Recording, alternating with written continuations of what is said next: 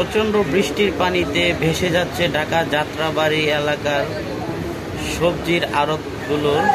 দেখুন কি করুণ অবস্থা হচ্ছে। বিভিন্ন ব্যবসায়ীরা হতাশ এবং তারা কান্নাকাটি করতেছে। আপনারা ভিডিও ফুটেজে দেখতে পাচ্ছেন বৃষ্টির পানি সরানোর সঠিক ব্যবস্থা না থাকায় এই ক্ষতিগুলো হচ্ছে।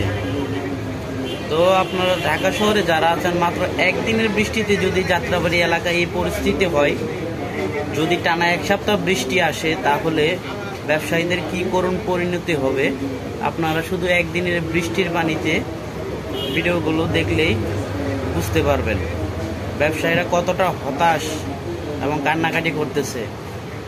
ড্রেন ব্যবস্থা যদি ভালো থাকতো তাহলে বৃষ্টির পানি সরানো সহজ হতো এবং এতটা ক্ষতি হওয়ার সম্ভাবনা ছিল না।